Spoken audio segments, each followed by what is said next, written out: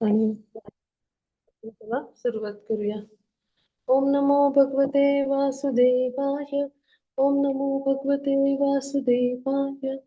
ओम नमो भगवते वासुदेवाय. ओम अज्ञानतिमिरान्धस्य ज्ञानाञ्जनशलाकया चक्षुरुन्मिलितं येन तस्मै श्रीगुरवे नमः.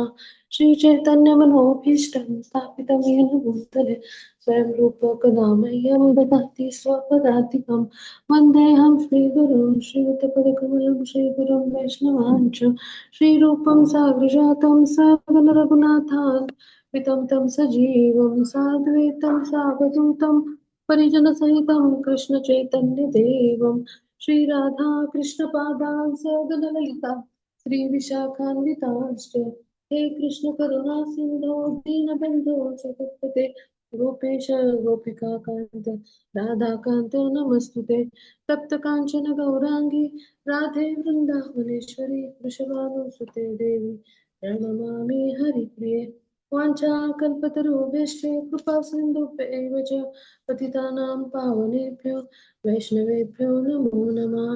नमो ॐ विष्णुपदाय कृष्णपृष्ठाय भूतले श्रीमते भक्तिवेदान्त स्वामिन् इति नामिने नमस्ते सरस्वती देवे गौरवाणी प्रचारिणे निर्विशेष शून्यवादी पाश्चात्यदेशतारिणे जय श्री कृष्ण चैतन्य प्रभु नित्यानंद श्री अद्वैत गदाधर श्रीवासादि गौर भक्त वृंद हरे कृष्णा कृष्ण कृष्ण हरे हरे हरे राम राम राम हरे हरे हरे कृष्ण कृष्ण कृष्ण हरे हरे हरे राम राम राम हरे हरे.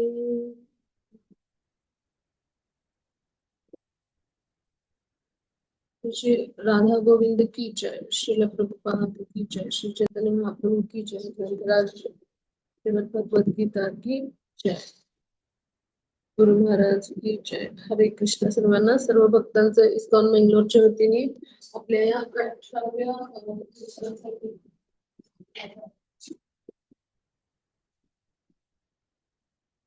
आपल्या 18 दिवसांच्या या कोर्स मध्ये आपल्या 12व्या दिवसासाठी सर्वांचं हार्दिक हार्दिक स्वागत. आज 12व्या दिवशी आपण 12वा अध्याय सुरू करणार आहोत आणि त्याचा आपण सखोल अभ्यास करूया. तर आता आपण सुरुवात करूया.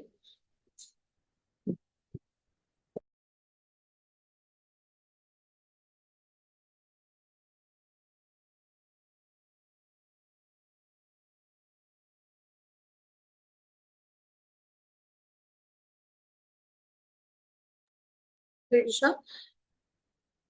तर आपल्या आजच्या 12व्या अध्यायाचं नाव आहे भक्तियोग. म्हणजे काय असतं? श्रीकृष्णांची भक्तिमय प्रेममय सेवा. तर आता आपण लक्षात घेऊया की म्हणजे भक्तिमय प्रेममय सेवेद्वारे आपण भगवानांच्या कृपेस कसं पात्र व्हायचं, म्हणजे भगवान यांच्याशी कसा संबंध प्रस्थापित करायचा, भगवान यांच्याशी कसे जोडले जायचं, हे आज आपण अभ्यासणार आहोत. आता इथे 12वा अध्याय इथपर्यंत भक्ती योग आहे. मग 12वा अध्याय म्हणजे प्रॉपर म्हणजे पूर्ण आपण म्हणतो ना भक्ती योग म्हणजे काय, तर ह्याचं सगळं विवेचन आपल्याला 12व्या अध्यायात समजेल. आता 13 पासून 18 पर्यंत काय ज्ञान योग सुरू होतं. म्हणजे उद्यापासून आपण जे अभ्यास म्हणजे आपल्याला भौतिक प्रकृतीच्या 3 गुणांतून किंवा मायेच्या बंधनातून कसं मुक्त व्हायचं, त्या त्रिविध तापातून आपण कसं मुक्त व्हायचं, ह्यासाठीचं सगळं ज्ञान हे उद्यापासून आपण अभ्यासणार आहोत. आता आपण पुढे जाऊ. पुढच्या श्लोकावर स्लाइडला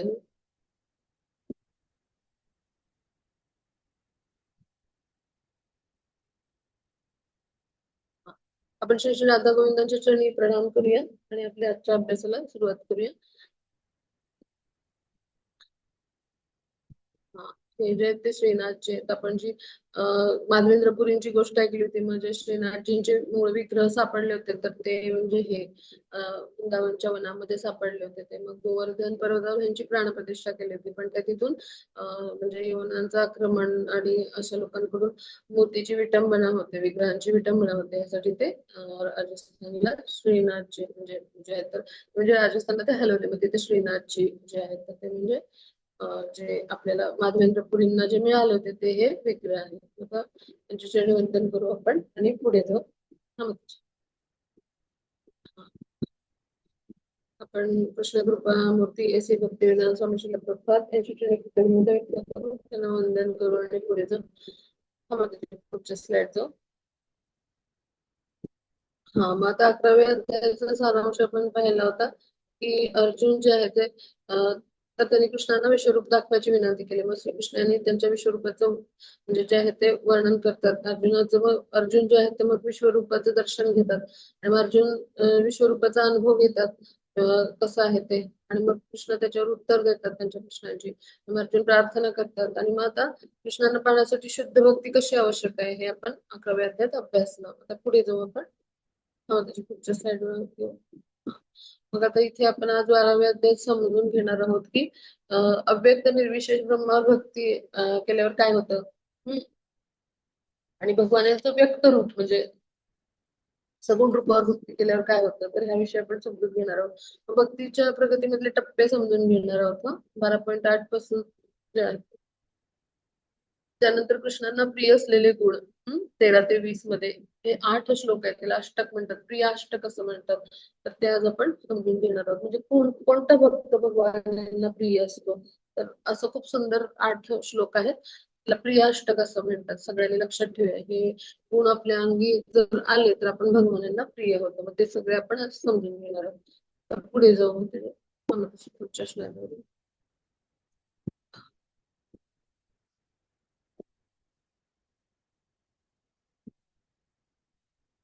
हा श्लोक आपण समजून घेऊया. अर्जुन उवाच एवं सततयुक्ता ये भक्ताः त्वां पर्युपासते ये चाप्यक्षरमव्यक्तं तेषां के योगवित्तमाः. आता अर्जुनाने म्हणजे पृच्छा केली की जे तुमची योग्य रीतीने भक्तिमय सेवा करण्यास सदैव संलग्न झालेले आहेत आणि जे अव्यक्त निर्विशेष ब्रह्माची उपासना करतात त्यापैकी कोणाला अधिक परिपूर्ण मानण्यात येते असं विचारतात. म्हणजे जे अर्जुन आहेत ते विचारतात, म्हणजे अर्जुनाचा प्रश्न. आता इकडे आपण समजून घेऊ की म्हणजे अर्जुनाला आता प्रश्न पडलाय की श्रीकृष्णांच्या साकार की निराकार म्हणजे रूपाची उपासना म्हणजे करणारे भक्त श्रेष्ठ म्हणजे कोणते. म्हणजे आतापर्यंत आपण समजून घेतलं होतं की म्हणजे योगी असतात, म्हणजे भगवान यांचे योगी म्हणजे काय, जे भगवान यांच्याशी संबंध जोडण्याचा प्रयत्न करतात, योगयुक्त होण्याचा प्रयत्न करतात, तर त्यांना आपण योगी. मग असे जे योगी जन आहेत तर त्यांचे दोन प्रकार आहेत, निर्विशेषवादी आणि दुसरा म्हणजे सविशेषवादी. निर्विशेषवादी म्हणजेच काय, तर असे जे असतात भगवान यांचं जे निर्विशेष ब्रह्म म्हणजे जे प्रकाश रूप आहे त्याच्यावर ध्यान करतात, तर त्यांना म्हणतात निर्विशेषवादी. आणि सविशेषवादी म्हणजे काय की भगवान जे आहेत तर त्यांच्या सगुण रूपाचे म्हणजे अर्च विग्रहांच्या रूपात भगवान यांना जे मानतात आणि त्यांच्या सगुण रूपाची उपासना करतात, तर त्यांना म्हणतात सविशेषवादी. पण निर्विशेषवादी सुद्धा स्वतःला म्हणजे काय असेल कसं आहे की श्रीकृष्णांच्या सेवेमध्ये कसं संलग्न करतात, तर निर्विशेष ब्रह्माची उपासना करतात, निर्विशेष ब्रह्मावर ध्यान लावतात. मग अशा पद्धतीने पण ही कशी आहे अपूर्ण म्हणजे अनुभूती आहे, कारण तो पहिला टप्पा आहे. म्हणजे आपल्याला भगवान यांच्या म्हणजे साक्षात्काराच्या ज्या विविध पद्धती आहेत तर त्यामध्ये भक्तियोग हा सर्वश्रेष्ठ आहे म्हणजे याच्यावरून आपण लक्षात येऊ की भक्तिमय सेवेद्वारे भगवानांची प्रत्यक्ष सेवा करणारे जे असतात त्यांना सविशेषवादी म्हणायचं. मग आता निर्विशेष ब्रह्माचं ध्यान करणाऱ्यांना आपण निर्विशेषवादी म्हणतो.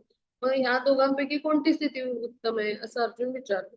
भक्ती योग आणि भक्तिमय सेवा जी आहे तर हाच सर्वोत्तम मार्ग आहे असं भगवान सांगतात. आणि तो सोपा आहे. म्हणजे पहा, आपण समजून घेऊ की आपण दुसऱ्या अध्यायात शिकलो की आपण शरीर नसून आत्मा आहोत, भगवानांचे एक आध्यात्मिक स्फुल्लिंग आहोत. आता आपण समजून घेऊ की आपण जर आपलं ध्यान परम सत्यावर केंद्रित केलं तर म्हणजे मग अशा पद्धतीने आपण ध्यान करायचा प्रयत्न केला भगवान यांचे अंश आहोत म्हणून. तर त्यावेळेला मग आता 8व्या अध्यायात आपण समजून घेतलं की आपण ते त्याग करताना कृष्णाचं चिंतन केलं तर आपल्याला तत्काळ कृष्ण लोकाची प्राप्ती होते. म्हणजे काय, आपल्या हृदयामध्ये कृष्ण स्मरण जेव्हा आपण करतो तेव्हा आपण परमयोगी ठरतो. मग जवळजवळ प्रत्येक अध्यायाच्या शेवटी हाच निष्कर्ष आहे पहा आतापर्यंत जे अभ्यास देतात की मनुष्यानं श्रीकृष्णांच्या साकार रूपावर अनुरक्त होणं आवश्यक आहे.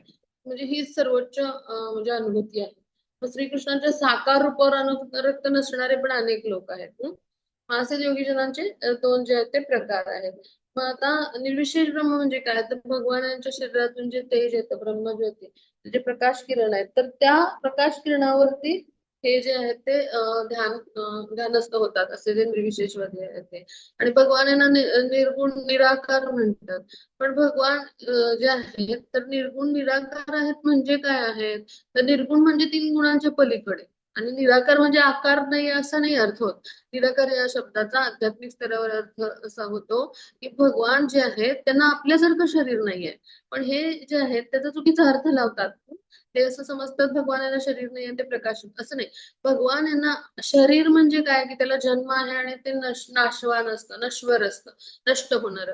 मग असं शरीर भगवान यांचं नाही म्हणून भगवान यांना अशारीरी निराकार म्हणतात. मग कसं शरीर आहे भगवान यांचं, पूर्णतया आध्यात्मिक शरीर आहे, सच्चित आनंद असे आहे पूर्णतया म्हणजे असे. आणि म्हणून त्यांना निराकार म्हटलं जातं. आणि त्यांच्या प्रकाश रूपावर ध्यान करतात. पण ती कशी अपूर्ण अनुभूती आहे, म्हणजे जर टॉर्च आहे तर त्याचा प्रकाश येतोय, त्या प्रकाशावर जर आपण ध्यान केंद्रित करतो त्याच्या पाठीमागे मुख्य जो स्रोत आहे तो कोण आहे, भगवान आहे. म्हणून ती अपूर्ण अनुभूती आहे, आंशिक अनुभूती आहे. मग श्रीकृष्णांच्या साकार रूपावरच आपण जे आहे ते आसक्त होणं सर्वोत्तम आहे. 11व्या अध्यायात पण हेच पाहिलं आपण, हेच अनुभवलं.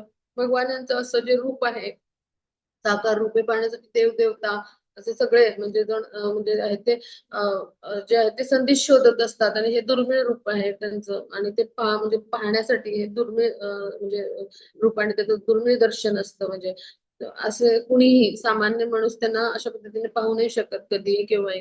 तर त्यासाठी त्यांच्या भक्तिमय प्रेममय सेवेद्वारेच आपण म्हणजे त्यांची कृपा प्राप्त करून त्यांचं दर्शन करू शकतो. जसं अर्जुनांना भगवान जे आहेत ते सहजरित्या प्राप्त झाले. म्हणजे साख्य भावामध्ये म्हणजे मित्रत्वाच्या नात्याने अर्जुनाने सेवा केली त्यांची भक्त म्हणून. मग हे जर आपल्याला जाणून घ्यायचं असेल तर आपल्याला काय करायला लागेल, भगवानांच्या साकार रूपाची म्हणजे जे आहे ते उपासना करायला लागेल. मग आता साकार आणि निराकार याच्यातला भेद अर्जुनाने या श्लोकाद्वारे विचारला.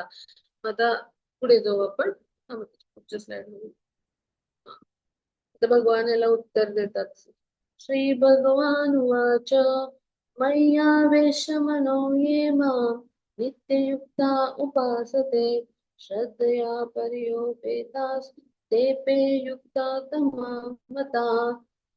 आता आपण हा भाग समजून घेऊया. श्लोकात काय सांगितलं तर श्री भगवान म्हणाले, जे उपासक आपले मन माझ्या निराकार रूपावर स्थिर करतात आणि दृढ दिव्य श्रद्धेने माझी सतत उपासना करण्यामध्ये संलग्न झाले असतात ते माझ्या मते अं कशा सर्वोत्तम. म्हणजे भगवानांनी उत्तर दिलं पहा. म्हणजे काय की अर्जुनाच्या प्रश्नाला तर भगवानांनी उत्तर दिलंय की जे भगवानाच्या साकार रूपावर आपलं मन केंद्रित करतात आणि श्रद्धा किंवा भक्तिभावाने भगवानांना भजतात म्हणजे नवविध भक्ती करतात.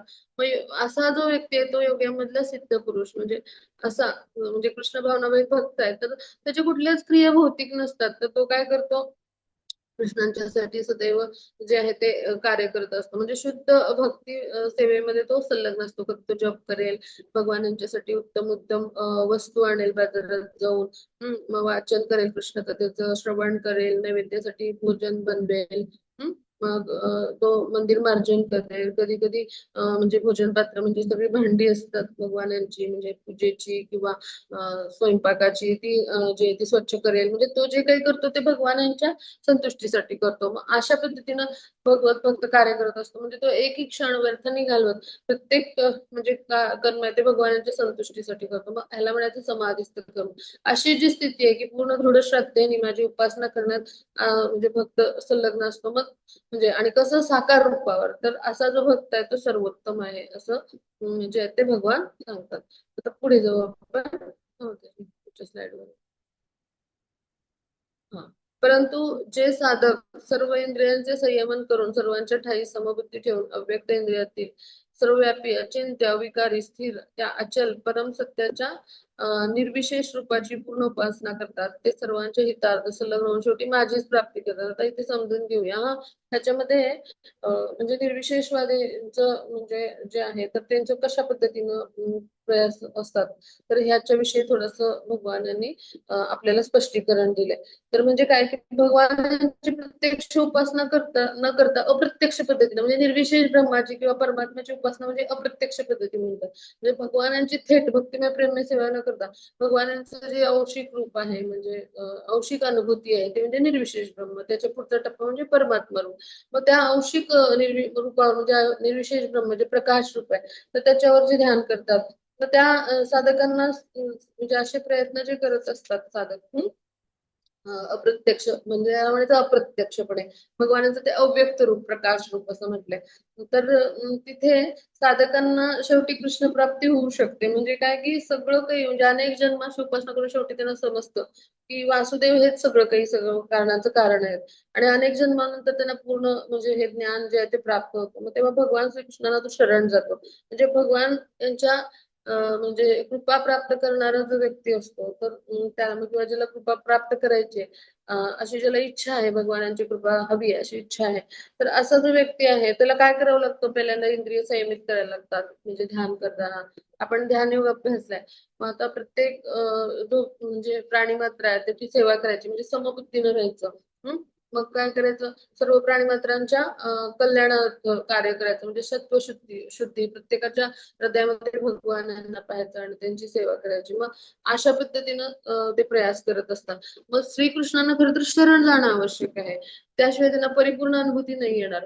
आणि मग परिपूर्ण अनुभूती येण्यासाठी म्हणजे भगवानांना शरण जाण्यासाठी त्यांना बरीच वर्ष दीर्घ तपस्या करायला लागते.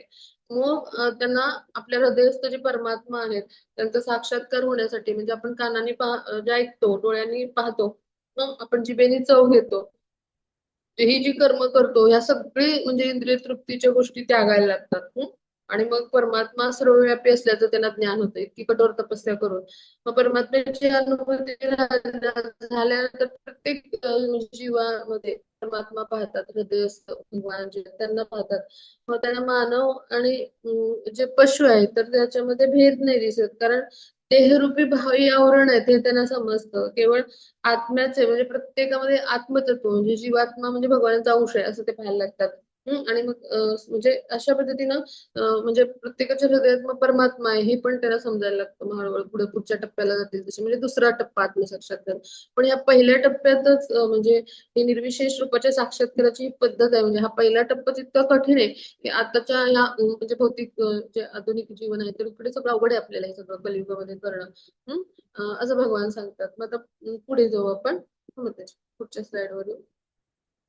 हा आता इथे आपण समजून घेऊ की कशा पद्धतीनं हे सगळं क्लेशदायक आहे निर्विशेष ब्रह्माची उपासना. तर ह्याच्याविषयी भगवान यांनी थोडस उहापोह केलाय ते आपण समजून घेऊ.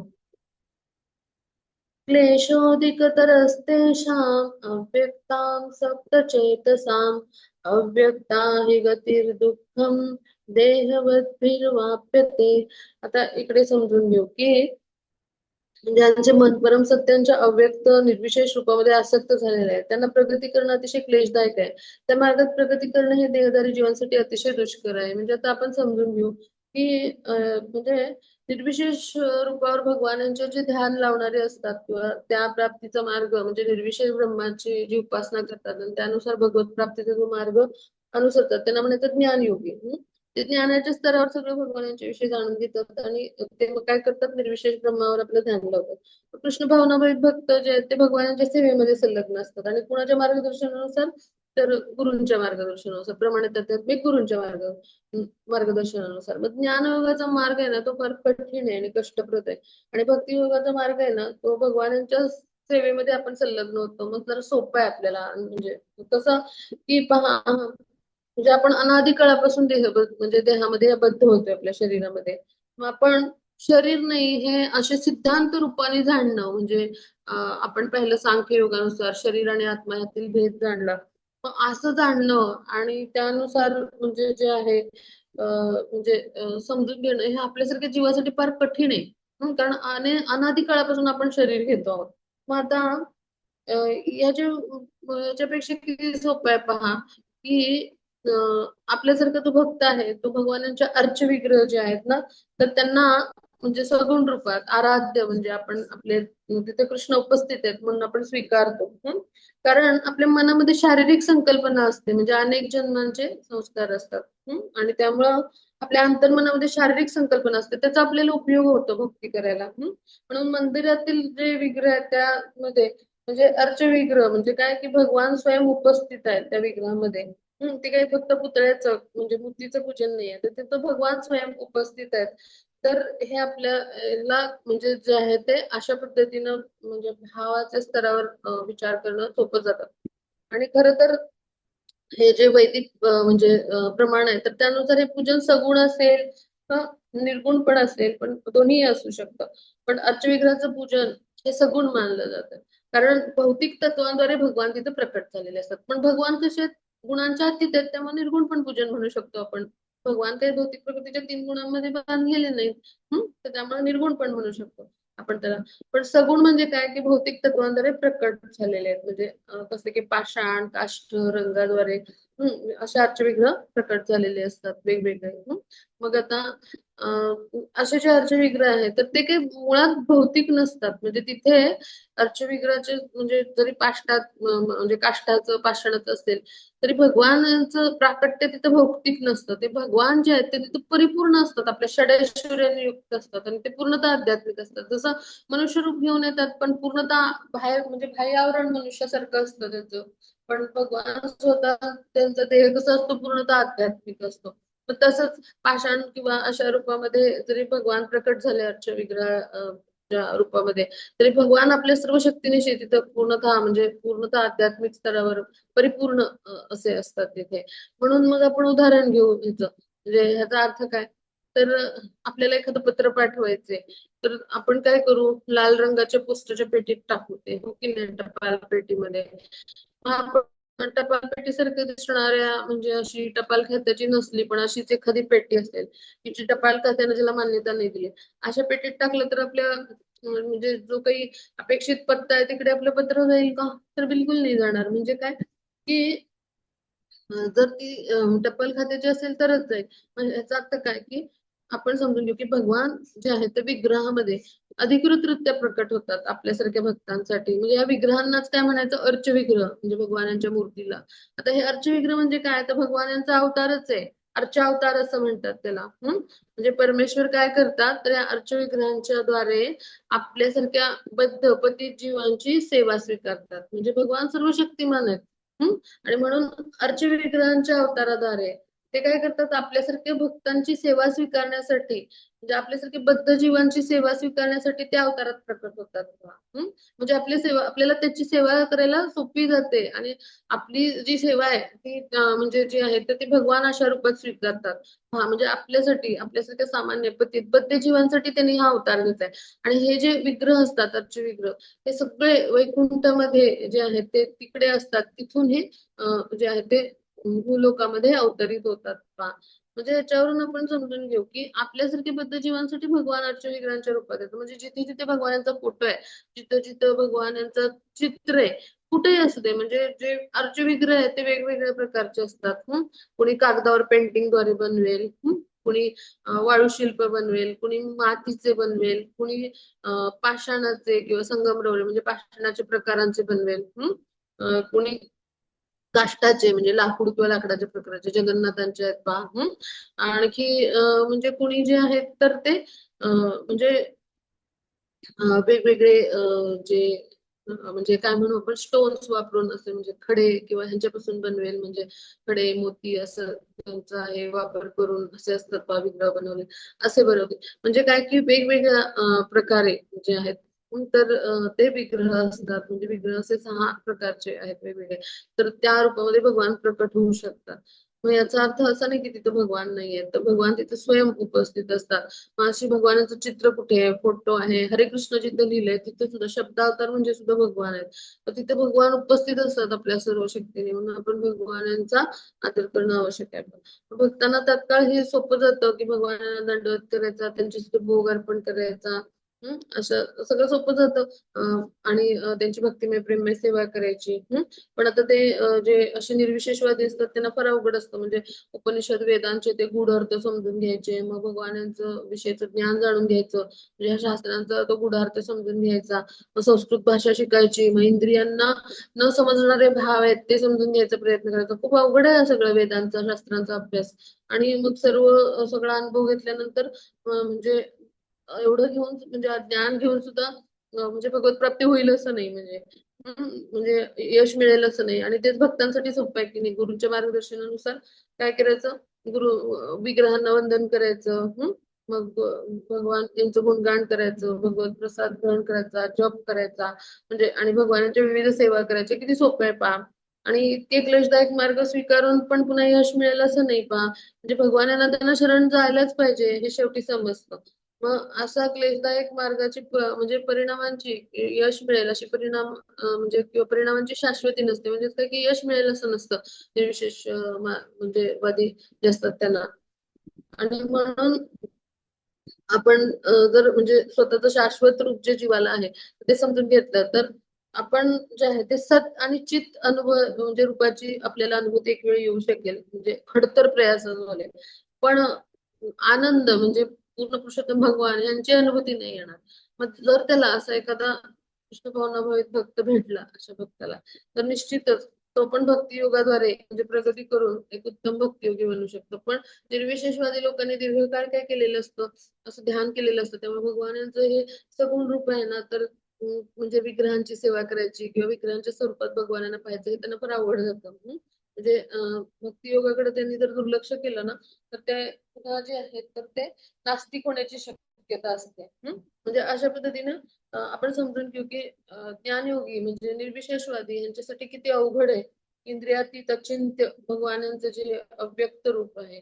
हम्म तर त्याच्यावर ध्यान करायचं. म्हणजे कलियुगामध्ये ह्याला कुठेच प्रोत्साहन नाही दिलंय. श्रीकृष्णांनी सुद्धा ह्यासाठी कुठे नाही प्रोत्साहन दिलंय पहा. कारण हे सगळं आपल्यासारख्या जीवनासाठी अवघड आहे. त्या मार्गात प्रगती करणं आपल्याला भक्ती योगानेच आपण प्रगती साधू शकतो. मग आता पुढे जाऊ आपण. त्याची पुढच्या स्लाइडवर येऊ. हा आता हा श्लोक समजून घेऊ. तर ह्या श्लोकामध्ये भगवान जे आहेत तर ते काय सांगतात की हे पार्थ, परंतु जे माझे पूजन करतात ते आपली सर्व कर्म मला अर्पण करतात, ते अनन्य भावाने भक्ती करीत माझी उपासना करतात, जे माझ्या ठायी मन स्थिर करून भक्तिमय सेवेमध्ये संलग्न होतात आणि ते माझे ध्यान करीत असतात, त्यांना मी जन्म मृत्यूच्या संसार सागरातून जे आहे तर ते त्वरित उद्धार करतो. म्हणजे भगवान जे आहेत तर तिथे कसं कार्य करतात हे सांगतात. म्हणजे काय की जो भगवानाचं पूजा करतो म्हणजे काय भगवानांना शरण जातो, त्यांची भक्तिमय प्रेममय सेवा करतो, आपलं प्रत्येक कर्म श्रीकृष्णांच्या संतुष्टीसाठी करतो आणि अनन्य भावाने म्हणजे मनात किंतु परंतु न ठेवता भगवानांना शरण जातो. तर त्याचं मन आहे ते भगवानांच्या भक्तिमय म्हणजे सेवेमध्ये संलग्न होतो आणि भगवान यांचं म्हणजे तो ध्यान करत असतो. मग असा जो व्यक्ती आहे तर तो जो आहे तर संसार सागरातून त्याचा उद्धार करतात भगवान या जन्ममृत्यूच्या चक्रातून उद्धार करतात. म्हणजे आपण समजून घेऊ की योगीजन जे असतात त्यांना योग सामर्थ्याने वेगवेगळ्या ग्रह लोकांमध्ये ते आत्म्याला घेऊन जातात आपल्या. म्हणजे आपल्याला म्हणजे योगीजन जे असतात ते अशा पद्धतीने त्याला सिद्धी प्राप्त होतात असे निर्विशेषवादी असतात आणि ते वेगवेगळ्या लोकांमध्ये स्वतःला म्हणजे नेऊ शकतात आणि अशा पद्धतीने ते प्रयास करतात. मग आपल्यासारखे जे कृष्ण भावनाभावित भक्त आहेत त्यांना आध्यात्मिक जगतात जाण्यासाठी म्हणजे अशा कुठल्याही म्हणजे गोष्टीची आवश्यकता नसते.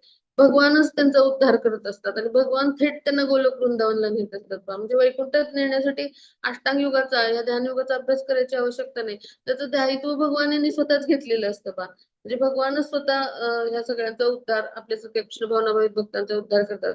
म्हणजे एखादे जर छोटं मुलं असेल तर त्याच्या आई बाबा कशी काळजी घेतात, तर तसे बालक सुरक्षित राहावं म्हणून काय तर आई वडील काळजी घेतात.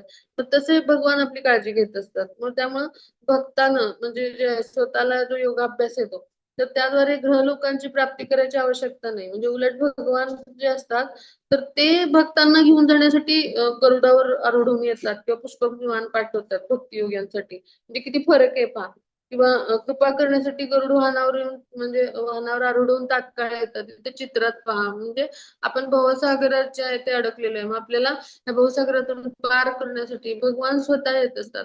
प्रल्हाद महाराज जे आहेत तर त्यांच्यासाठी त्यांना उंच कड्यावरून ढकललं तेव्हा स्वतः आले पहा. गजेंद्रांसाठी स्वतः आले गरुड वाहनावर बसून भगवान. म्हणजे अशा पद्धतीने भक्तांसाठी ते तात्काळ येत असतात आणि त्यांची सुटका करत असतात. म्हणजे काय की संसार रूपी सागर आहे तर त्यातून मुक्तता करण्यासाठी भगवान स्वतः येतात. त्याचं उदाहरण म्हणजे समुद्रात समजा मनुष्य पडला एखादा तो पोहण्यात समजा निष्णात असेल, अगदी उत्तम जलतरणपटू असेल, पण त्याला इतर कुणीतरी मनुष्याने पाण्यातून बाहेर काढलं तर त्याची सहज सुटका होईल की नाही. मग तसं भगवान भक्ताला काय करतात तर संसार सागरातून सहज बाहेर काढतात. मनुष्याने आपण काय केलं पाहिजे, केवळ कृष्ण भावनेचं आचरण केलं पाहिजे. म्हणजे हरे कृष्ण महामंत्राचा आपण जप केलं पाहिजे. आपल्या जीवनाचं ध्येय काय असलं पाहिजे, भगवानांना संतुष्ट करणं. म्हणजे अर्जुनाने काय केलं, कुरुक्षेत्राच्या युद्धामध्ये सर्वस्वाचा त्याग केला आणि भगवान यांच्या संतुष्टीसाठी आपण कशाचाही त्याग केला पाहिजे. म्हणजे नातेवाईकांच्या मधली आसक्ती त्यांनी त्यागली आणि युद्ध केलं त्यांनी. मग तसंच आपण भगवान यांच्या जे आहेत तर त्यांच्या संतुष्टीसाठी कलियुगामध्ये काय करू शकतो, हरे कृष्ण महामंत्राचा जप करू शकतो की जो कलियुगाचा युगधर्म आहे. मग त्याद्वारे आपण काय करतो, भगवान जे आहेत तर त्यांचं नाम पुन्हा पुन्हा पुन्हा पुन्हा घेतो. म्हणजे भगवानांची पुन्हा पुन्हा पुन्हा पुन्हा आठवण करतो. मग निश्चितच भगवान जे आहेत ते भक्तांकडे आकर्षित होतील, हो की नाही. मग अशा सेवेद्वारे अशा भक्तिमय सेवेद्वारे आपण जर म्हणजे प्रयास केले तर निश्चितच भगवान जे आहेत तर आपला ह्या विनाविलंब ह्या संसार सागरातून उद्धार करतात पहा. मग भगवान अशा पद्धतीने जे आहेत तर ते आपल्याला वचन देतात पहा. म्हणजे बुद्धिमान मनुष्याने काय केलं पाहिजे, तर आपण कुठलाही मार्ग स्वीकारण्यापेक्षा भक्तियोगाचं आचरण केलं तर निश्चितच काय होईल, आपला उद्धार होतो पहा. आता पुढे जाऊ आपण.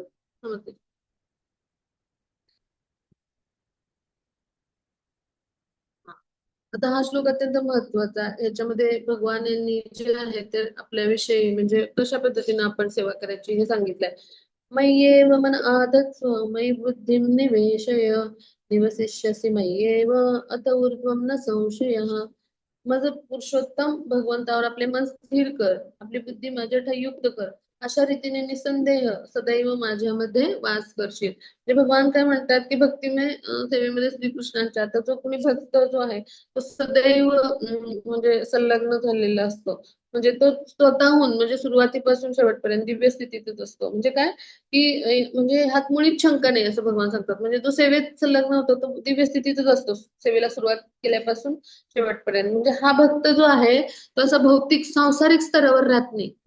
तर त्याच्या भक्ती सेवेद्वारे तो हळूहळू भक्ती मार्गावर उन्नत होत जातो. म्हणजे तो दिव्यावस्थेला जात असतो, म्हणजे शुद्ध होत असतो.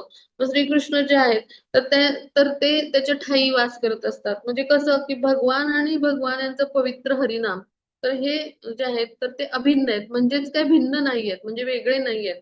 म्हणजे जेव्हा भक्त हरे कृष्ण महामंत्राचा जप करत असतो, सगळ्यांनी लक्षात ठेवा हा, हे खूप महत्वाचं आहे. तेव्हा स्वतः कृष्ण त्यांच्या अंतरंग शक्ती म्हणजे आध्यात्मिक शक्तीसह हे दोघी भक्तांच्या जिभेवर नाच करत असतात, नृत्य करत असतात. म्हणजे भक्त श्रीकृष्णांना भोग अर्पण करतो, मग प्रत्यक्ष हे खाद्यपदार्थ भगवान जे आहेत ते ग्रहण करतात आणि कृष्णप्रसाद त्याहून भक्त कृष्णमय होतो. म्हणजे भगवानांचं उच्चिष्ट ग्रहण केल्यामुळं जे ते आपल्याला कृपा होत असते भगवानांची. म्हणजे अशा सेवेमध्ये संलग्न जर मनुष्य नसेल तर मग त्याला भगवद्गीतेत काय सांगितले, वेदात जे काही सांगितले तर ते किती पण सत्य असलं, आपण कितीही डोकं फोडलं तरी त्याला समजणार नाही पहा.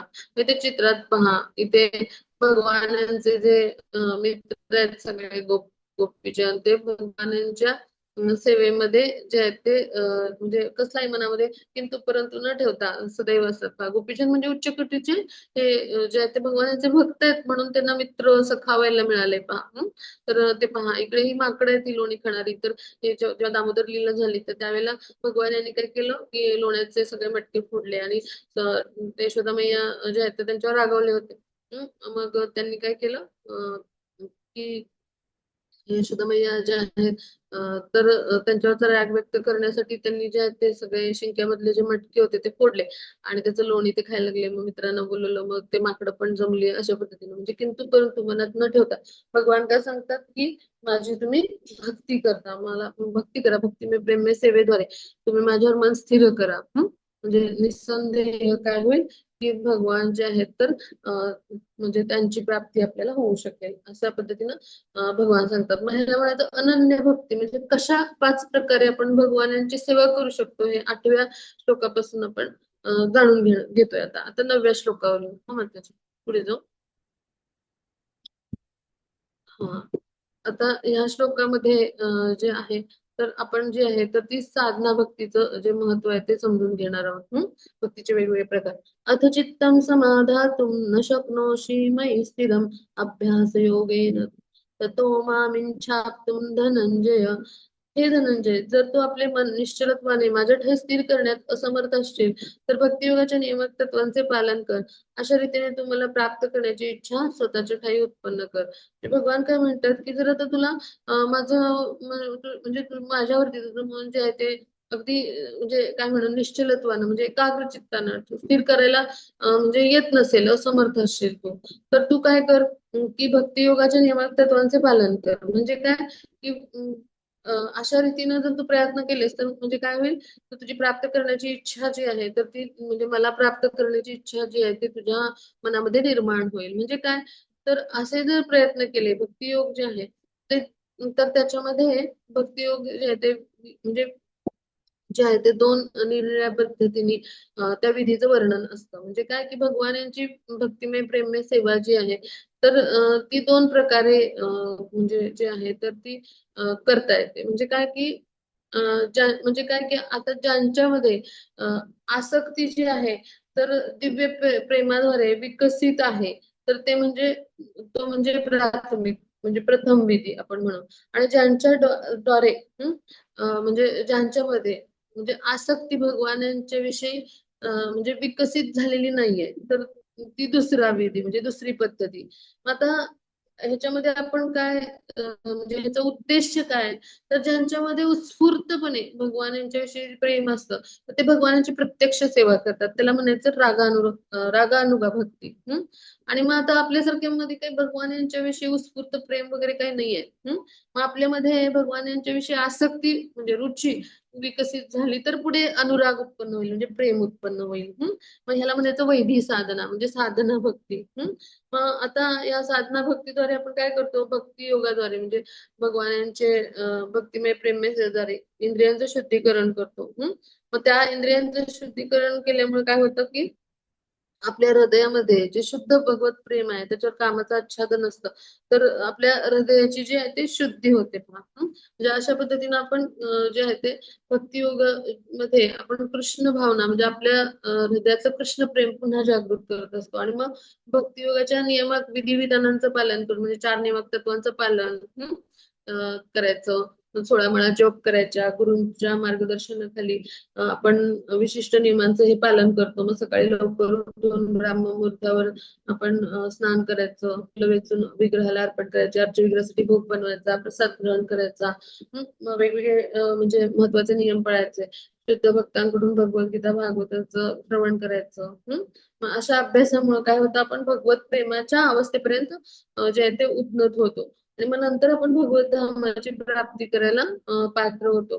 मग अशा पद्धतीनं शास्त्राच्या विधिविधानानुसार आपण आध्यात्मिक गुरूंच्या मार्गदर्शनाखाली जे भक्तियोगाचा प्रयास करतो म्हणजे भक्तियोगाच्या मार्गावर आपले विविध प्रयास करतो तर त्याद्वारे आपण भगवत प्रेमाच्या स्तरापर्यंत उन्नत होतो. मग ह्याला म्हणायचं वैधी साधना गुरूंच्या मार्गदर्शनाखाली जे आपण भक्ती प्रेम सेवेचे प्रयास करतो त्याला. मग आता पुढे जाऊ आपण. मग त्याच्या पुढच्या श्लोकावर येऊ. हा 4 नियमक तत्वांचं पालन म्हणजे काय मांसाहार करायचं नाही, अवैध स्त्रीशी म्हणजे अवैध संबंध ठेवणे म्हणजे आपले विवाहित पती आहेत म्हणजे विवाहित पती किंवा पत्नी जे काही आपले आहेत तर ते सोडून इतर कुणाशी अनैतिक संबंध न ठेवणे, नशापान म्हणजे करायचं नाही म्हणजे धूम्रपान किंवा मद्य किंवा आता ड्रग्ज वगैरे असं कुठल्याही गोष्टी किंवा तंबाखू गुटखा असं काही आपण नशापान करायचं नाही किंवा जुगार खेळायचा नाही म्हणजे अवैध मार्गाने पैसे नाही मिळवायचे म्हणजे प्रामाणिकपणे पैसे मिळवायचे. जुगार लॉटरी शेअर्स असं काही आपण अशा कुठल्या गोष्टी आपण करू नये. आता पुढे जाऊ आपण. हं,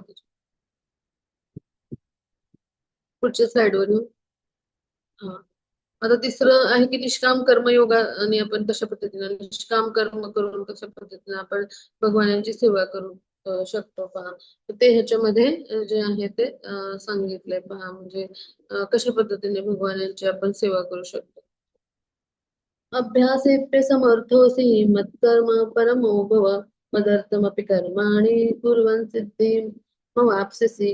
म्हणजे काय की भक्तियोगाच्या विधिविधानाचं पालन करायला आपण असमर्थ असशील तर म्हणजे तू असमर्थ असशील तर केवळ माझ्यासाठी कर्म कर, कारण माझ्याकरिता कर्म केल्याने तुला पूर्ण सिद्धी प्राप्त होईल असं भगवान म्हणतात. म्हणजे काय त्या आध्यात्मिक गुरूंच्या मार्गदर्शनाखाली आता भक्तियोगाचं आचरण करायला पण आपल्याला अवघड आहे, आपल्याला काही जमत नाहीये, आपल्याला काही शक्य होत नाहीये. मग आता आपण काय करू शकतो, तर कृष्ण भावनेच्या प्रचारासाठी जे संलग्न झालेले भक्त आहेत मग त्यांना मदत करू शकतो. म्हणजे भक्तियोगाच्या विविध विधिविधानांचं आपल्याला म्हणजे ते शक्य नाही पालन करणं, प्रचाराकरता आपण मदत करू शकतो. मग आता कुठल्याही कार्यासाठी पहा भूमी, भांडवल, संघटना, परिश्रम हे लागतातच, हो की नाही. मग आता आपण स्वतःच्या वैयक्तिक म्हणजे व्यवसायासाठी म्हणजे जे आहे तर आपण काय करतो, आपल्याला व्यवसाय सुरू करण्यासाठी काय लागतं, तर आपल्याला एक निवासस्थान म्हणजे घर लागेल, गुंतवणुकीसाठी भांडवल, कर्मचारी लागतील किंवा विस्तार करण्यासाठी संघटना आणि परिश्रम आवश्यकता असते, म्हणजे मनुष्यबळ लागतं. मग आता अशाच गोष्टींची कृष्ण म्हणजे भावनामृताच्या प्रचारासाठी किंवा कृष्ण सेवेसाठी सुद्धा आवश्यक असतं. यातला भेद काय आहे की आपल्याला सांसारिक कर्म म्हणजे सांसारिक सुखासाठी आपण हे सगळं उपभोगतो, पण कृष्णांसाठी जेव्हा आपण करतो ह्याच गोष्टी म्हणजे आपण ज्या इंद्रिय तृप्तीसाठी हे सगळ्या गोष्टी करत आलो आपल्या, पण ह्या कृष्णांच्या इंद्रियांना संतुष्ट करण्यासाठी किंवा कृष्णांच्या सेवेकरता आपण जेव्हा करतो तर हे आध्यात्मिक कर्म बनतं. आपल्याकडे भरपूर धन आहे म्हणजे पुरेसं आहे आपल्या कुटुंबासाठी आणि थोडं आपल्याकडे आहे अजून धन म्हणजे आपल्याकडे अशी आहे आर्थिक स्थिती आपली उत्तम, तर आपण कृष्ण भावनामृताच्या प्रसारासाठी मंदिर बांधकाम आहे किंवा एखाद्या कार्यालयाचं बांधकाम आहे तर आपण आर्थिक सहाय्य करू शकतो किंवा ग्रंथ प्रकाशनाचं कार्य आहे.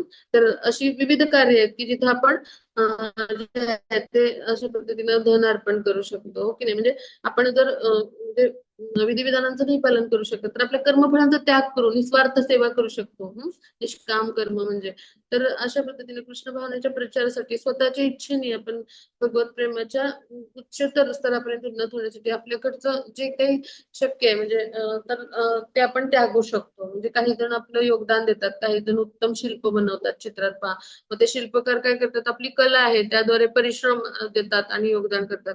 काही मातांना सुंदर सुंदर हार बनवता येतात, त्या तिथे येऊन हार हे करतात. काही जणांना उत्तम पेंटिंग करता येतात, ते मग मंदिराच्या भिंती रंगवून देतात. म्हणजे अशा पद्धतीनं आपण आपलं जे आहे तर निष्काम सेवेद्वारे आपण काय करू शकतो की भगवानांची भक्तिमय प्रेममय सेवा करायचा प्रयत्न करू शकतो. म्हणजे आपल्याला जर अशा पद्धतीने विधिविधानांचं पालन नाही करता येत तर आपण ह्या प्रकारे सेवा भगवानांच्या चरणी समर्पित करू शकतो. आता पुढे जाऊ आपण. हा मग पुढच्या श्लोकावर येऊ.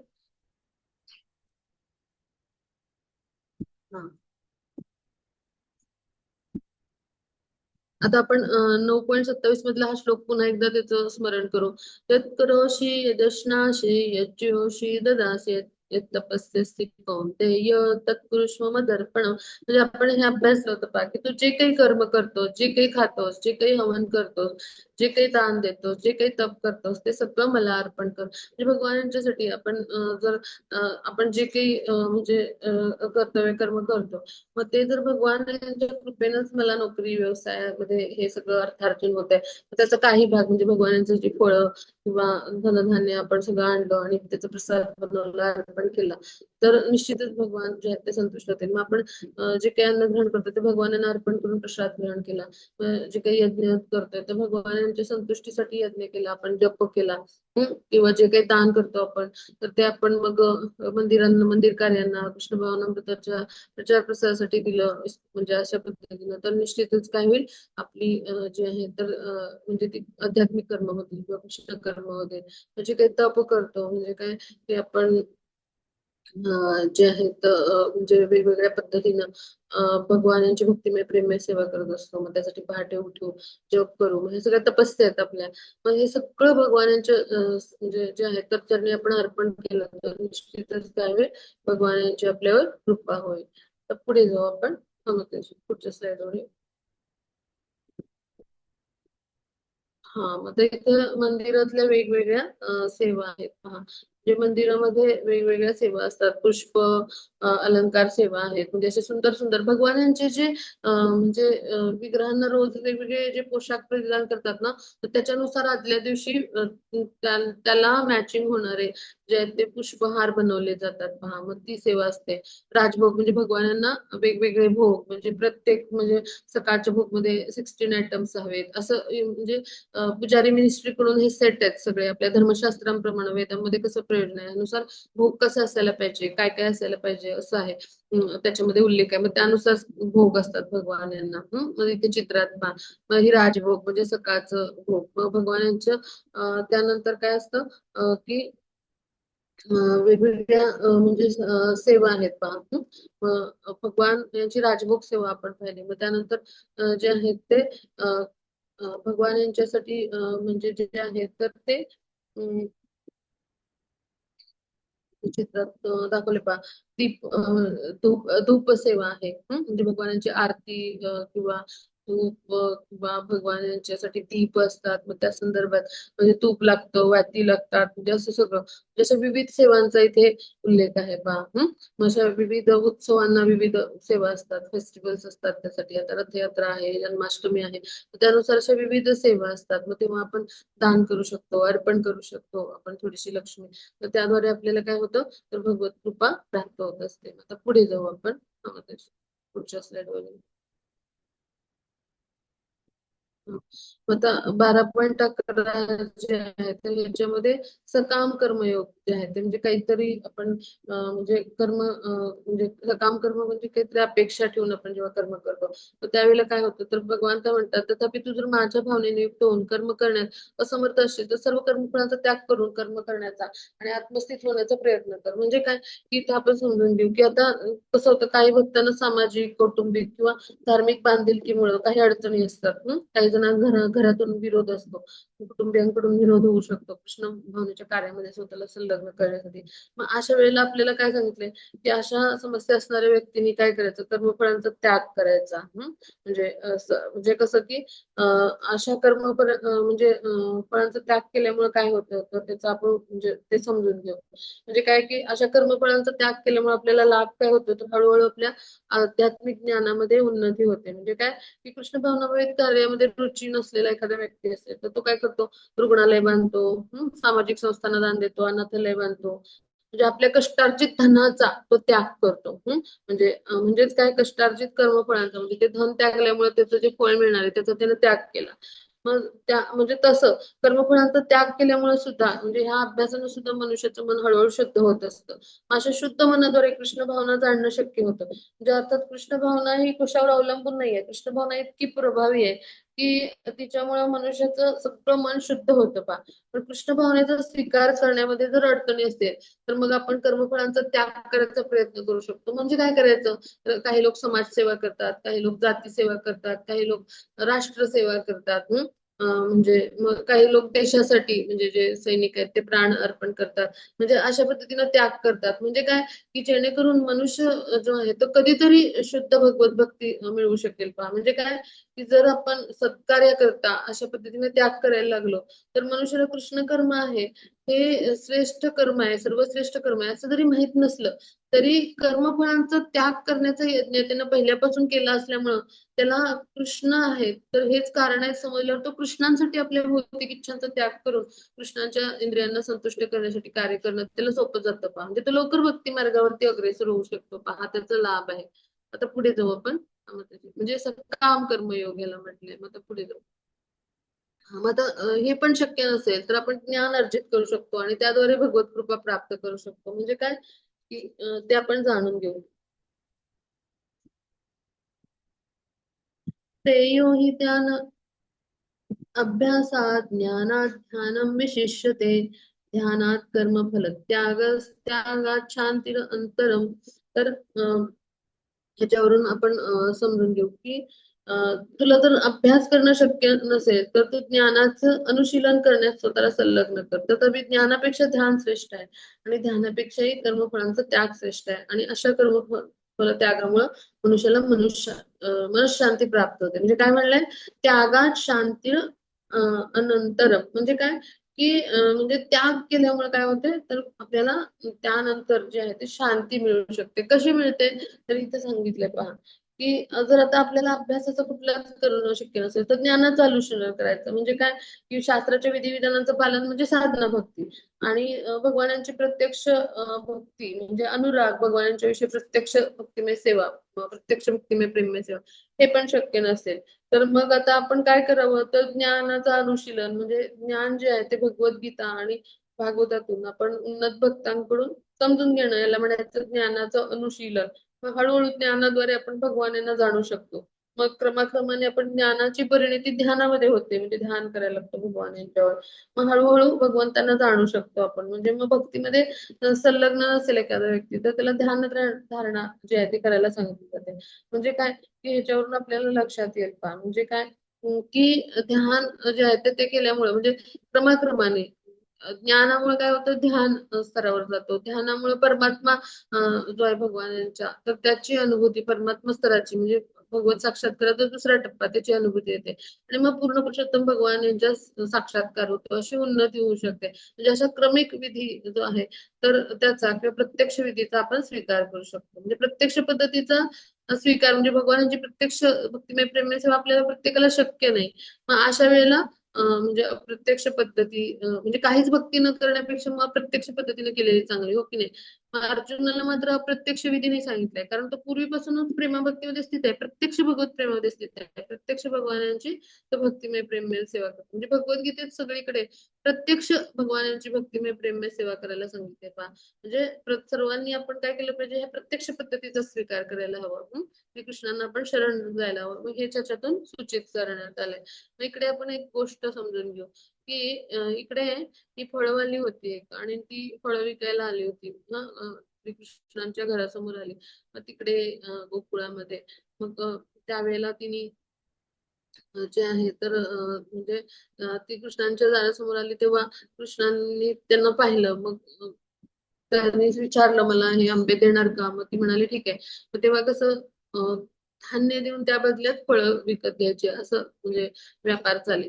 मग कृष्ण काय केले आपले छोट्या छोट्या म्हणजे हातांनी आपलं जे धान्यांचं कोठार होतं तिथून आपल्या मुठीमध्ये घेऊन जितकं धान्य म्हणजे मावेल एवढं घेऊन आले. आणि ते घेताना पण कसं ओंजळीला फट होती त्याच्यातून ते धान्य थोडं थोडं सांडत असतं ते घेऊन आले. ते सगळं त्यांचं इतकं सुंदर रूप पाहून चित्रात पहा तर ती इतकी मंत्रमुग्ध झाली ती फळवाली की ती त्यांच्या रूपावरच म्हणजे जे आहे तर तिचं ध्यान झालं ते आकृष्ट झाली तिकडे म्हणजे त्यांच्याकडे पाहतच राहिली आणि तिने सगळी फळं भगवानांना देऊन टाकली आणि आपली टोपली घेऊन गेली. आणि मग काय झालं जेव्हा ती चालू लागली मार्गावरून तेव्हा तिला तिची टोपली जड लागायला लागली. मग तिने विचार केला काय आहे बरं काय आहे बरं. पाहिलं घरी जाऊन तर सगळं जड जीवावर हिरे मणकी मोते असं सगळ्यांनी हिरे माणिक मोत्याने असं सगळी ती टोपली भर गच्च झाली ती. मग तरी तिनं काय केलं त्वरित ताबडतोब ती नदीत फेकून दिली आणि तिने काय केलं हरे कृष्ण महामंत्राचा जप सुरू केला म्हणजे कृष्ण भक्ती तिने केली पहा. म्हणजे असे जे असतात भगवान ते आपल्या भक्तांचा उद्धार करत असतात पहा. म्हणजे भगवान यांच्या प्रत्यक्ष सेवेद्वारे आपण कृष्ण प्रेम प्राप्त करू शकतो पहा. आता पुढे जाऊ आपण पुढच्या स्लाइड वर.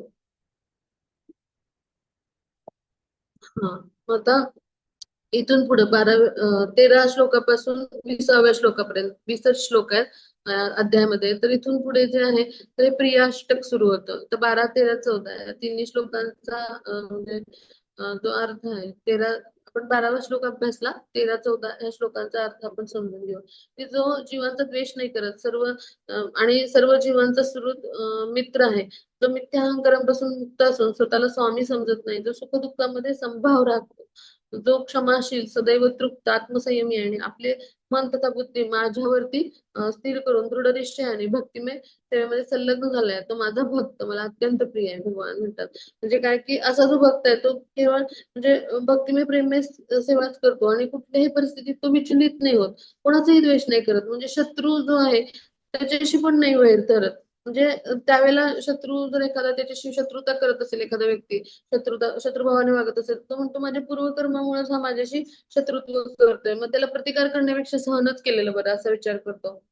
मग आता एखादं संकट आलं दुःख आलं तर तो म्हणतो भगवानांची कृपाच आहे म्हणजे मी खरं तर ह्याच्यापेक्षा जास्त म्हणजे शिक्षेस पात्र होतो, पण भगवानांच्या कृपेमुळे काय मला थोडीशी शिक्षा भोगायला लागते. मग एखादा खूप जे काही म्हणजे एखादा खूप म्हणजे सुख मिळाला, आनंद मिळाला, तर तो काय म्हणतो माझी खरं तर म्हणजे पात्रता नाही, पण भगवानांच्या कृपेमुळेच मला हे सुख आनंद भोगायला मिळते. म्हणजे सदैव संकटामध्ये शांत, स्थिर, असं धीर असतो. हम्म आणि मिथ्या अहंकारापासून मुक्त असतो. सुख-दुःखाकडे समभावाने पाहतो. आणि मग भगवत कृपेने सगळं त्याला प्राप्त होतं, त्यामुळे तो संतुष्ट असतो पहा. मग आध्यात्मिक गुरूंच्या मार्गदर्शनाखाली तो सेवा करत असतो.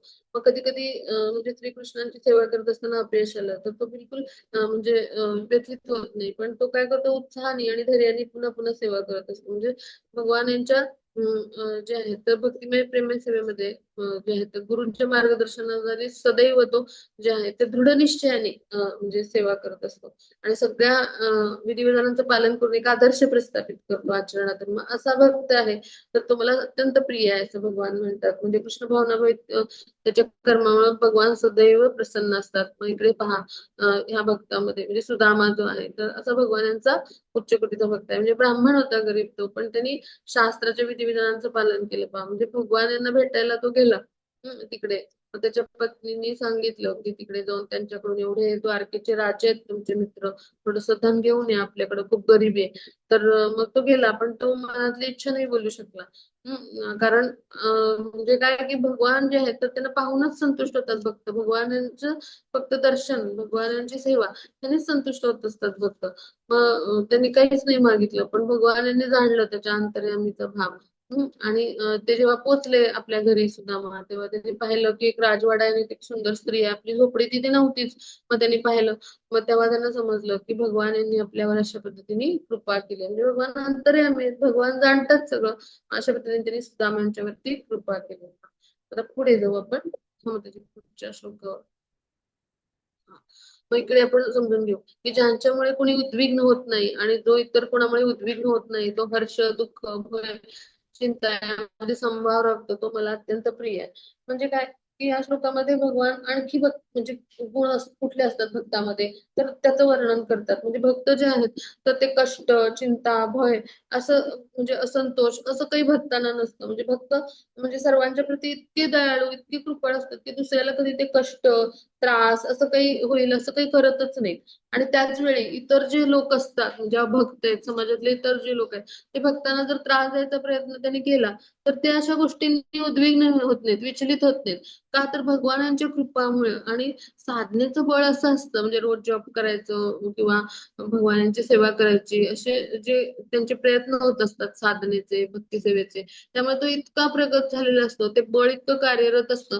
कुठलाही असा बाह्य उपद्रव जो आहे त्याच्यामुळे तो विचलित नाही होत. म्हणजे आणि मग असा भक्त सदैव कृष्ण भावनेमध्ये आणि भक्ती सेवेमध्ये असतो. मग कुठलीही भौतिक परिस्थिती त्याला विचलित नाही करू शकत पहा. म्हणजे अशा परिस्थितीत तो विचलित नाही होत. आणि मग तो शरीरासाठी इंद्रिय तृप्तीसाठी म्हणजे करतच नाही असं मनुष्य जो आहे तो. तो नेहमी आनंदी असतो. म्हणजे आणि भगवानांच्या इंद्रिय तृप्तीसाठी ते गोष्ट करत असतो, भगवानांच्या इंद्रियांना संतुष्ट करण्यासाठी. मग इंद्रिय तृप्तीची साधना इतरांकडे पाहिल्यावर तो म्हणजे सामान्य माणूस कसा असतो तर तो दुःखी होतो, इतरांचा द्वेष करू लागतो. आणि मग आपल्या शत्रूकडून आपल्याला प्रतिकाराची शक्यता जेव्हा वाटते तेव्हा आपण भयभीत होतो पहा. म्हणजे भौतिक जीवन असं असतं.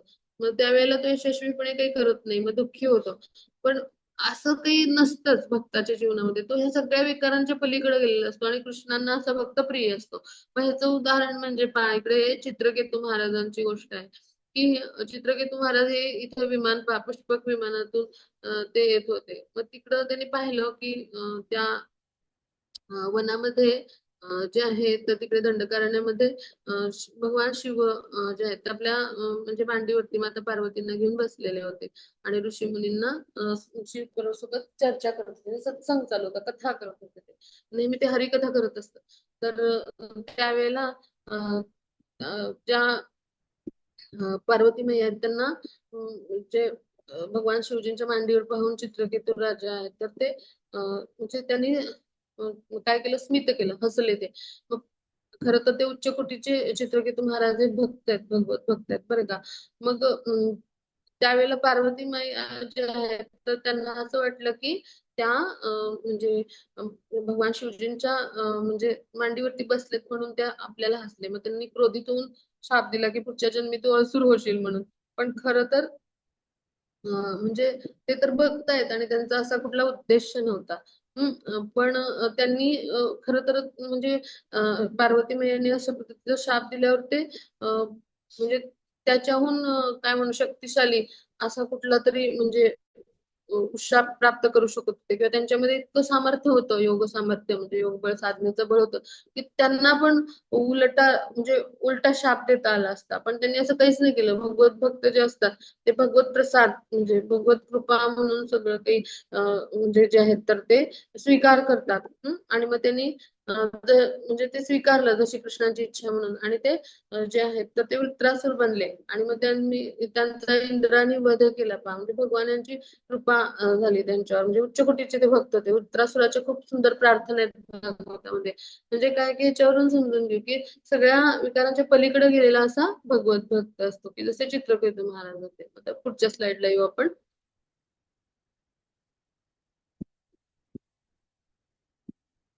हाँ, दो आता मिनट, जी हाँ माता जी। हाँ हाँ, हम्म. एक।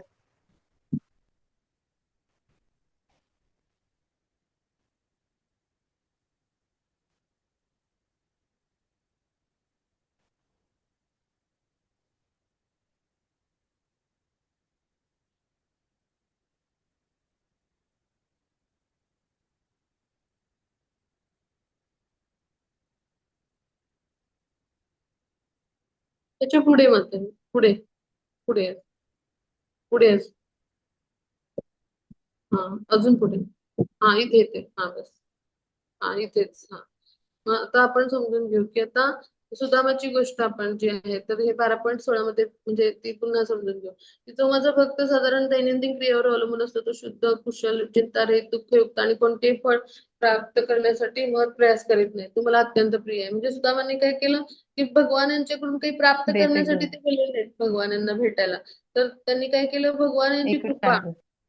भगवान यांचं प्रेम जे आहे तर आपल्याला कसं मिळेल असा प्रयत्न केला म्हणजे भगवान जे आहेत ते त्यांना भेटायला गेल्यावर ते अगदी आनंदाने भेटले त्यांना भगवान यांनी त्यांची सेवा केली काय आणलंयस असं विचारलं मग त्यांनी पोहे आणले होते ते त्यांना दिले आणि मग रुक्मिणी मातांनी त्यांना वारा घातला भगवान यांनी त्यांचं पाद प्रक्षालन केलं कारण ते ब्राह्मण आहेत आणि ओ। सगळ्या त्यांच्या 16,000 राण्यांना जे आहेत ते आशीर्वाद द्यायला सांगितले म्हणजे अशा पद्धतीने भगवान जे आहेत तर त्यांच्या आणि भक्त म्हणजे सुदामा मित्र पण आहेत सख्य रसामध्ये तर त्यांचं आदान प्रदान होतं म्हणजे काय याच्यावरून आपण समजून घेऊ की भक्ताला धन दिलं तर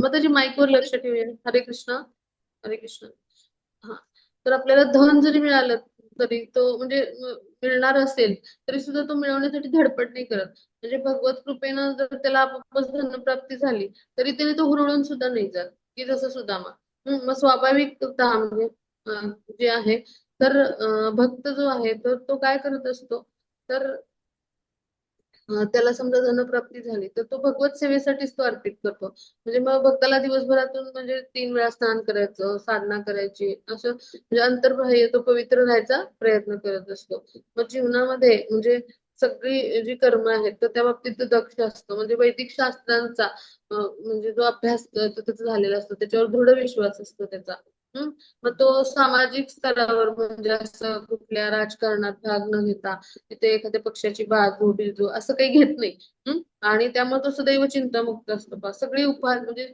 आपले ही उपाधी म्हणजे उपाधीच आहे शरीरमध्ये त्यातून मुक्त होण्यासाठी तो प्रयास करत असतो त्यामुळे तो दुःखी नाही होत म्हणजे त्याला माहिती आहे की म्हणजे शरीर ही सुद्धा उपाधी आहे त्यापासून तो मुक्त असतो म्हणजे शुद्ध भक्त जो आहे तर तो भक्तिमय सेवेमध्ये प्रतिकूल असणाऱ्या कुठल्या गोष्टींचा स्वीकार नाही करत म्हणजे उदाहरण घेऊया आपण की घराचं बांधकाम करायचं एखाद्या वास्तूचं तर त्याला पुष्कळ शक्ती आणि भांडवल मनुष्यबळ लागतं मग तेव्हा तो काय करतो तर जे मंदिरासाठी जर असेल मंदिर निर्माण असेल तर तिकडे तो म्हणजे बांधकामासाठी सहाय्य करेल त्यासाठी अर्थार्जन करेल सगळं करेल किंवा जे आहे ते म्हणजे तिथे सगळं जी शक्ती लागणार तर त्यासाठी तो नक्की म्हणजे तो प्रयास करेल पण स्वतःला म्हणजे भगवानांचं मंदिर बांधण्यासाठी सगळं काही तो करेल सगळ्या प्रकारचे कष्ट उपटेल पण स्वतःसाठी एखादं मोठं घर बांधा म्हणल्यावर तो बिलकुल नाही प्रयास करणार म्हणजे इंद्रिय तृप्ती स्वतःची तो बिलकुल करत नाही मग असा भक्त असतो तो स्थिर असतो म्हणजे कुठलेही फळ प्राप्त करण्यासाठी तो कुठलेच महत् प्रयास करत नाही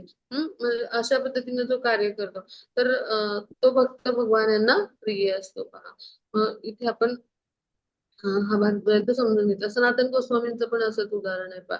त्यांनी सगळं आपलं त्यागलं आणि काय केले ते जे ते वृंदावनला गेले.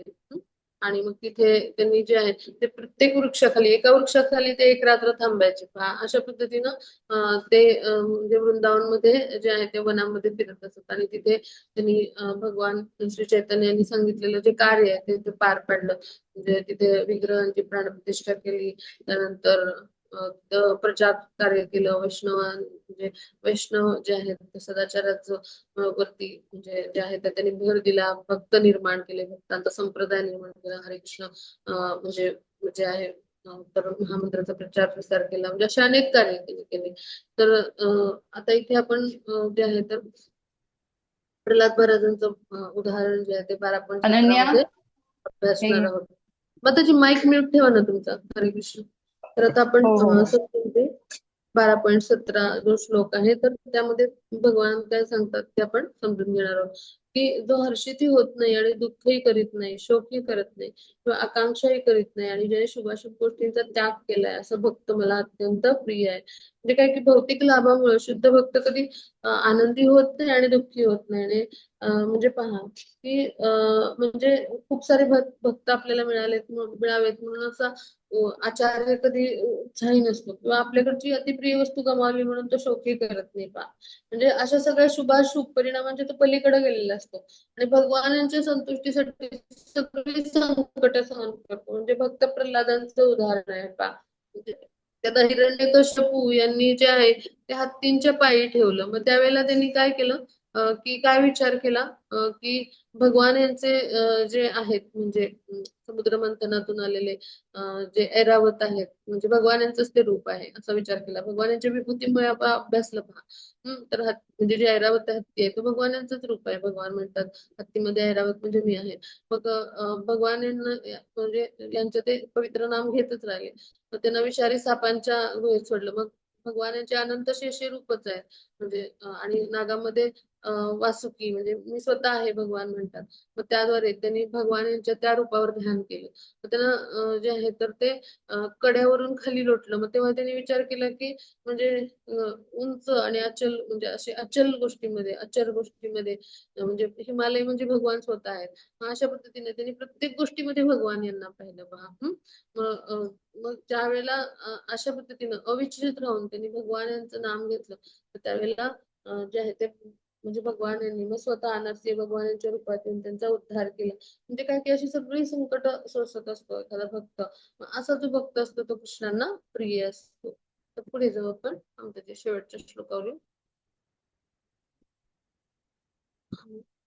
18-19 तर इथे आपण समजून घेऊ की जो मनुष्य शत्रू मित्रांच्या ठिकाणी समान असतो. जो मानापमान शीत उष्ण सुख दुःख निंदा स्तुती यामध्ये समभाव राखतो. जो कुसंबकापासून नेहमी मुक्त राहतो. सदैव शांत आणि जे काही मिळेल त्यात संतुष्ट असतो. जो निवासस्थानाविषयी काळजी करीत नाही का आणि ज्ञानामध्ये स्थित असतो. भक्तिमय सेवेमध्ये संलग्न झालेला असतो. तो मला प्रिय असतो. म्हणजे काय की आता शत्रू आणि मित्र ह्यांच्यामध्ये तो बिलकुल फरक करत नाही. सगळ्यामध्ये आत्मतत्वच पाहतो. मग त्याची कधी स्तुती होईल निंदा होईल मग कुसंगापासून मुक्त राहतो. म्हणजे सुखदुःखाच्या पलीकडे जाऊन तो अत्यंत सहनशील असतो. मग कृष्ण कधीशिवाय दुसरं काही बोलतच नाही. ह्याला म्हणायचं कृष्ण भक्तीतलं मौन. मौन म्हणजे काही बिलकुल बोलायचं नाही असं नाही. तर मौन म्हणजे निरर्थक नाही बोलायचं. आवश्यक तितकंच बोलायचं. भक्तांसाठी आवश्यक बोलणं म्हणजे भगवत कथा कृष्ण कथा ऐकावी कृष्णाविषयी बोलावं. मग कधी आपल्याला रुचकर भोजन मिळेल तर कधी कधी उपाशी पण राहायला लागेल. मग कधी कधी राजवाड्यात राहायला लागेल तर कधी कधी वृक्षाखाली झोपायला लागेल प्रचार प्रसारासाठी गेल्यावर. म्हणजे अशा पद्धतीने म्हणजे त्याला कुठलंच आकर्षण नसतं. आणि तो निश्चल असतो म्हणजे काय स्थिर असतो आणि ज्ञानामध्ये स्थित असतो.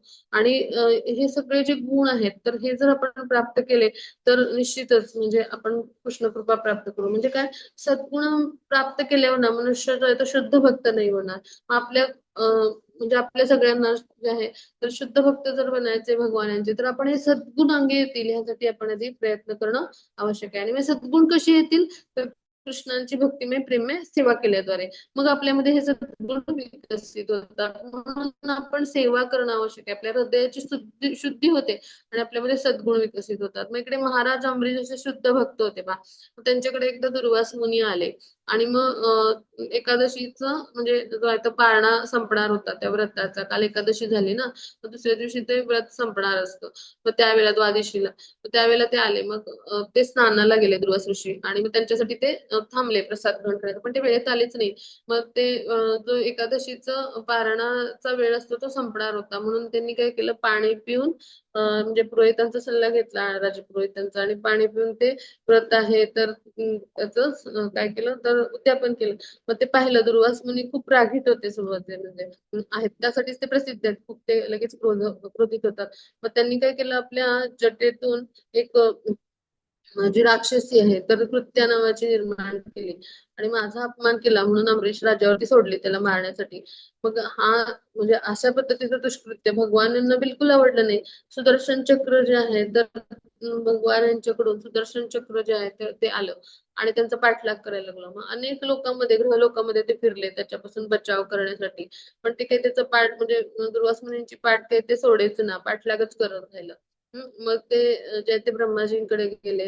ब्रह्माजी म्हटले की माझ्याकडे काही याच्यावर उपाय नाही. मग ते भगवान शिवजींच्याकडे गेले. मग शिवजी म्हणाले तू विष्णूंकडे जा. मग तिकडे विष्णूंकडे दुर्वास मुनी गेले. मग त्यांनी सांगितलं की तू जे राजा आहेत अमरीश राजा त्यांना जाऊन म्हणजे शरण जा आणि त्यांना दंडवत घाल, क्षमा माग. मग त्यानुसार ते गेले आणि त्यांनी त्यांच्या चरणांशी दंडवत घातला. तत्क्षणी ते सुदर्शन चक्र आहे ते परत गेलं. मग अमरीश महाराज जे होते त्यांनी प्रेमाने त्यांना जवळ केलं. म्हणजे असे शुद्ध भक्त असतात, ते नेहमी स्थिर असतात. ते कुठलाही प्रसंग सुख दुःख तर ह्याच्यामध्ये नेहमी ते कसे असतात, स्थिर स्थिर असतात. म्हणजे कधी म्हणजे ते दुःखी होत नाहीत आणि अति आनंदी पण होत नाहीत. शुभाशुभ कर्मांच्या पलीकडे असे पापकर्मांच्या पलीकडे असतात. म्हणजे असं असं तुम्ही जे होते ते अमरीश महाराज होते पहा. मग अशा पद्धतीचा भक्त जो आहे तो भगवानांना प्रिय असतो. तर पुढे जाऊ आपण, शेवटचा श्लोक आपण करू. कोणाचा पुढचा श्लोक. मग इथे आपण समजून घेऊ की जे या अविनाशी भक्ती मार्गाचे अनुसरण करतात आणि मला परमलक्ष म्हणून श्रद्धेने पूर्णतः संलग्न होतात ते मला अत्याधिक प्रिय आहेत. म्हणजे काय की ह्या म्हणजे मार्गामध्ये भगवानांच्यावर मन स्थिर करून म्हणजे मय्यावेश्य मनो इमाम आपण जो श्लोक अभ्यासला, तर म्हणजे काय की भगवत प्राप्तीसाठी विविध विधी आहेत, पण भगवान यांना जो म्हणजे विधी प्रिय आहे तो म्हणजे काय, भगवानांची भक्तिमय प्रेममय सेवा.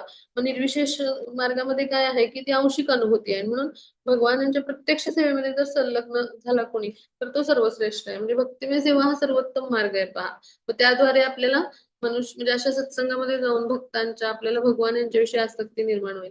व भक्तिभावाने आपण गुरु म्हणजे आध्यात्मिक जीवनामध्ये गुरूंचा स्वीकार करू. मग त्यांच्या मार्गदर्शनाखाली श्रद्धा आसक्ती म्हणजे श्रवण कीर्तन भक्तिमय सेवा करू आणि शास्त्राच्या विधिविधानांचं पालन करू पहा. म्हणून आपल्याला जोपर्यंत शुद्ध भक्तांची संगत मिळत नाही ना, तोपर्यंत आपण म्हणजे निर्विशेष ब्रह्माची साधना लाभदायक ठरते. पण ज्या क्षणी आपल्या जीवनामध्ये गुरु येतात, शुद्ध भक्तांचा संग लाभतो, तेव्हा आपण कृष्ण भावनेमध्ये संलग्न झालं पाहिजे आणि भक्तिमय प्रेममय सेवा करणं आवश्यक आहे. मग अशा श्रद्धेने आपल्याला भगवत प्राप्ती हेच आपल्या जीवनाचं लक्ष मानून जेव्हा आपण पूर्णतः भगवत सेवेमध्ये संलग्न होतो, तेव्हा असा जो भक्त आहे तो भगवानांना प्रिय असतो. मग इथे बिल्वमंगल ठाकूरांची एक छानशी गोष्ट आहे. इथे बिल्वमंगल ठाकूर आहेत चित्रामध्ये. तर ते ना चिंतामणी नावाच्या एका गणिकेवर म्हणजे वेश्येवर खूप म्हणजे आसक्त झाले. तिला भेटायला जायचे आणि मग एक दिवशी त्यांचे वडील आहेत त्यांचा मृत्यू झाला आणि तुफान वादळी रात्र होती. सोसाट्याचा वारा पूर आला होता नदीला. तरी नदी पार करून ते एका म्हणजे पोहत गेले. मग त्यांना एक लाकडाचा ओंडका अशा अंधारात आलाय असं वाटलं.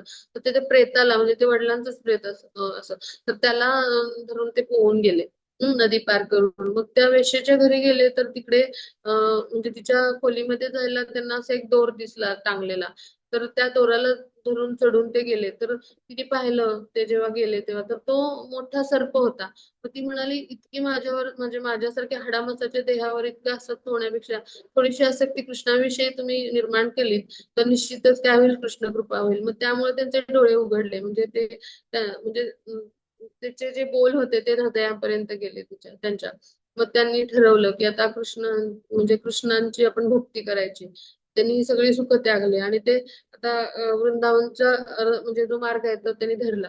मग त्या मार्गावरून जात असताना त्यांनी एक सुंदर स्त्री पाहिली. मग त्यांचं मन पुन्हा आसक्त झालं अशा इंद्रिय सुखांकडं. मग त्यांनी काय केलं, त्या सुंदर स्त्रीच्या केसामधील म्हणजे जो आकडा असतो आपण क्लिप म्हणतो ना, ती मागून घेतली आणि त्यांनी स्वतःचे डोळे फोडून टाकले. की असे जे डोळे आहेत की जे कृष्ण सोडून इतर ठिकाणी म्हणजे त्याची म्हणजे डोळ्यांची जी दृष्टी जाते, दृष्टिक्षेप जातोय, तर असे डोळेच नको असा विचार केला. आणि त्यांनी स्वतःचे डोळे फोडून टाकले आणि अंध झाले आणि मग ते वृंदावनात गेले भिक्षा मागून, तिथं ते उदरनिर्वाह करू लागले, भगवानांची भक्ती करू लागले. हा, सदैव भगवानाची भजनं गाऊ लागले, मग हरिकथा करू लागले. म्हणजे अशा पद्धतीने त्यांनी आपलं म्हणजे तपस्या सुरू केली. मग तिथे रोज कृष्ण यायचे आणि छान छान त्यांच्या कथा भजनं ऐकायचे. मग एक गवळ्या आणि त्यांना रोज एक गवळ्याचा मुलगा जो आहे तो दूध आणि अन्न आणून द्यायचा.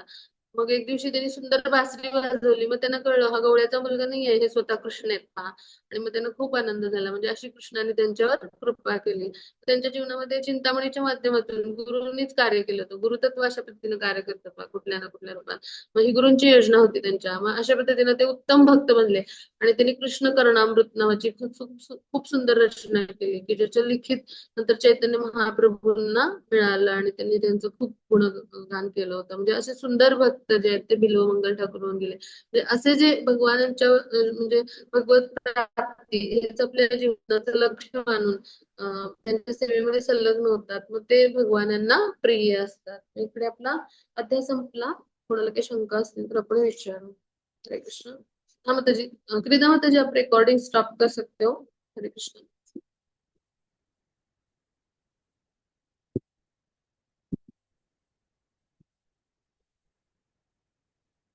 माताजी, आजचा जो श्लोक आहे ना 12.8 तिथं आणूया. कृष्णा माताजी, आप रिकॉर्डिंग स्टॉप कर सकते हो. हरे कृष्ण.